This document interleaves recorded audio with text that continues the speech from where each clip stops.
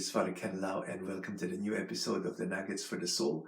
I'm reading this from the article Amazing Science of Recent Eucharistic Miracles, a Message from Heaven, written by Jeanette Williams from the Ascension website.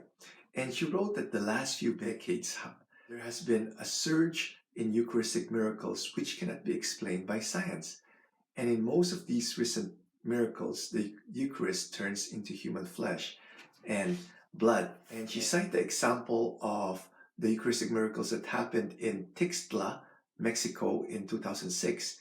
During a retreat, a religious sister who was distributing communion looked down and noticed that one of the hosts had begun to bleed and transform. In 2008, in Sokolka, Poland, a consecrated host fell to the ground during communion and was put in water and locked in a tabernacle to dissolve. A week later, most of the host was dissolved except for a red clot that remained. In 2013, in Legnica, Poland, a consecrated host fell and was put in water and locked in a tabernacle. 2 weeks later, a red spot covered 1/5 of the undissolved host. The scientific results are very startling. Okay, the first one is the blood is human AB blood type. So there was a human DNA was found in all these Eucharistic miracles. The second is that the flesh is human myocardium tissue of the left ventricle of an inflamed heart. And in the Sokolka miracle, the remaining host is tightly interconnected with the fibers of human tissue, penetrating each other inseparably, as if the bread were transforming into flesh. So there's a forensic doctor at Columbia University, Dr. Frederick Zugibe, who examined a Eucharistic miracle that happened in Argentina, and he did not know the source of the sample and told the doctor who brought it to him, if white blood cells were present in the heart tissue, it is because at the moment you brought me the sample, it was still pulsating. Okay, when he learned the source of the sample, he was shocked and deeply moved. So the question that we have to ask ourselves is, why has the Lord suddenly multiplied Eucharistic miracles in the last few decades?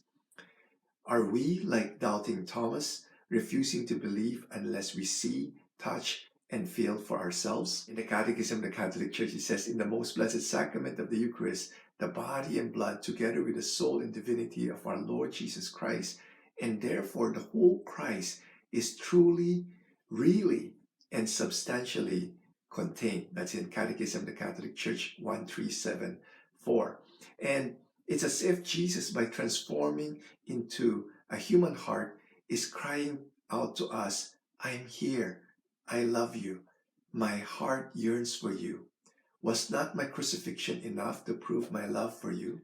See then, believe, I have remained hidden in the Eucharist for these 2,000 years, that I may remain close to you. Please approach me, receive me, quench my thirst for your love. Okay? So our response from this plea from heaven is that let us go to Jesus. He is alone, and hardly anyone thinks of him. Poor Jesus. That's from the words by Saint Gemma Galgani. The other way to respond to this is that we need to go to confession, receive him in communion, spend time in adoration, learn more about the Mass and the Eucharist so that you may appreciate him more. On the cross, Jesus cried out, I thirst.